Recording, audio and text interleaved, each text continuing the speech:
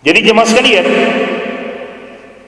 orang-orang yang mengimani nabinya yang diutus pada kaumnya, pada umatnya, jika mereka benar-benar mengimani nabi tersebut, kemudian mereka hidup sepeninggal nabi mereka tersebut, maka tidak ada jalan bagi mereka kecuali mengikuti nabi terakhir, Nabi Muhammad SAW. Siapa yang tidak mengikuti nabi terakhir tersebut, Nabi SAW ancam mereka. Nabi SAW kabarkan kepada mereka dengan berita buruk. Kata Nabi SAW dalam hadis, "Wallazi nafsu Muhammadin biyadihi," demi zat yang jiwa Nabi Muhammad ada dalam genggamannya, "Ma sami'a bi Yahudiyun wala Nasraniyun," tidak ada satupun yang mendengarkan tentang kedatanganku sebagai nabi terakhir, apakah dia seorang Yahudi ataukah dia seorang Nasrani, mohon maaf. Kata Nabi SAW, "Thumma lam yu'min bima ji'tu bihi," kemudian dia tidak beriman dengan apa yang aku datang dengannya, "illa kana min ahlin nar," kecuali dia termasuk penduduk neraka. Dalam riwayat lain, "adkhallahu Allahu an-nara," maka dia akan dimasukkan oleh Allah ke dalam neraka. Tidak ada satupun yang mendengarkan tentang kedatanganku, tentang nabi terakhir, apakah dia seorang Yahudi yang mengimani Nabi Musa alaihi salam, ataukah dia seorang Nasrani yang mengimani Nabi Isa alaihi salam, kemudian dia tidak mengikuti nabi terakhir yang dia dengar kabar tentangnya, kecuali dia akan dimasukkan oleh Allah SWT ke dalam neraka. Ini yang disebutkan oleh Nabi SAW.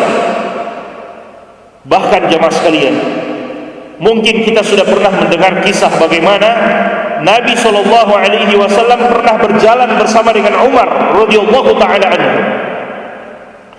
Siapa yang tidak kenal dengan Umar bin Khattab radhiyallahu taala anhu? Umar yang apabila berjalan di satu jalan, maka syaitan akan mengambil jalan yang lain, takut berhadapan dengan Umar radhiyallahu taala anhu. Tapi subhanallah,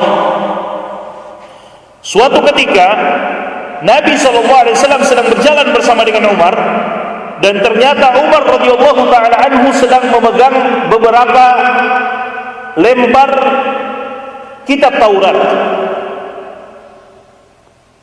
Dipegang oleh Umar radhiyallahu taala anhu. Maka Nabi SAW langsung berhenti dari berjalan beliau dan memegang Umar.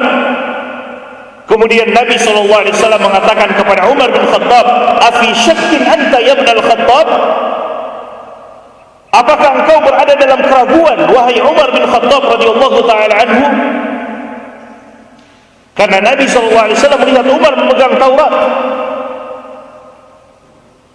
Maka Nabi SAW mengatakan, "Afi syakkin anta ya ibn al-Khattab?" Apakah engkau berada dalam keraguan, wahai Umar bin Khattab? Lalu kemudian Nabi SAW katakan, "Wallazi nafsu Muhammadin," demi zat yang jiwa Muhammad ada dalam genggamannya, "Lau kana Musa hayyan ma wasi'ahu illa an yattabi'ani." Seandainya Nabi Musa itu masih hidup, maka tidak ada keluasan baginya kecuali dia harus mengikutiku, karena aku adalah nabi terakhir.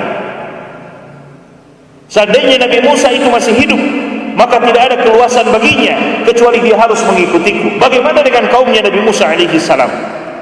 Jangankan kaumnya, Nabi Musa alaihi salam saja, jika beliau masih hidup, maka beliau harus mengikuti syariat Nabi Muhammad sallallahu alaihi wasallam.